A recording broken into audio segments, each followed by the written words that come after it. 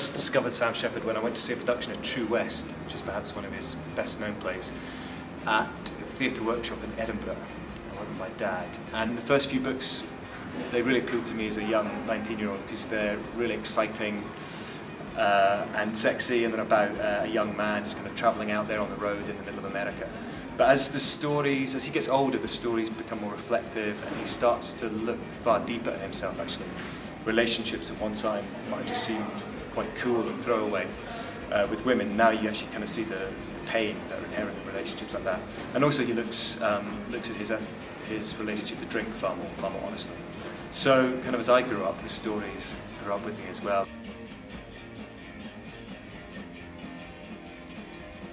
I guess the people that have influenced Sam Shepard as writers, probably the most obvious ones, like the Beat Generation, Kerouac, people like that.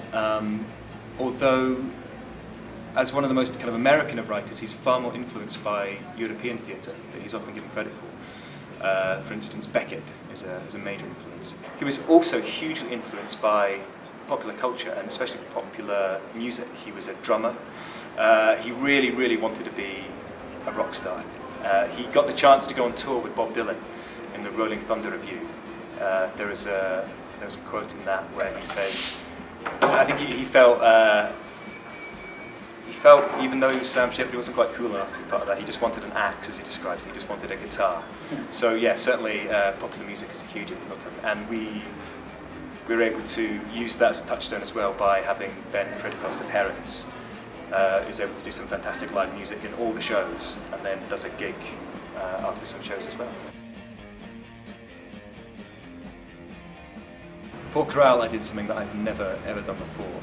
Because this is a project that has been growing and developing since I was 19 really, I just wanted to give myself 2 weeks of research in America. I wanted to go there because I wanted to track down, first of all, his hometown of Duarte, which is just a little suburb really of LA. I did liken it to travelling all the way from LA to London and then going to stay in a Premier Inn in Slough for 2 weeks, because it's just this, it's basically just one long strip mall. It used to be Route 66, it's now called Huntington Drive, and there's just lots of little houses around there.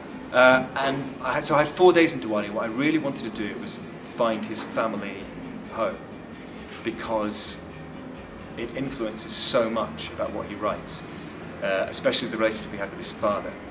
So he had a very, very difficult relationship with his father. It was him and his 2 sisters and his mother and his father, who was a very aggressive drunk by the end.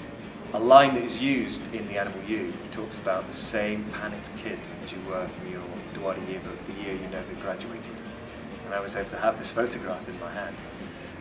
I then went on to 29 Palms, which is a little desert town just to the north of Joshua Tree National Park.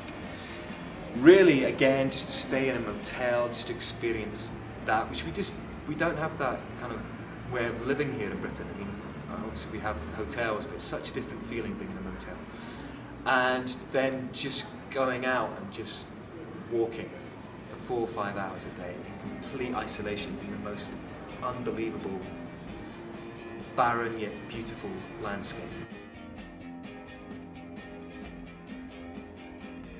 Each night you come, you're going to get something really different that hopefully you've never seen before. You get film, you get drama, you get poetry, you get music, you get everything that I think is brilliant about theatre and about cinema, all wrapped up into one package that we are now going to take around Britain as this roadshow.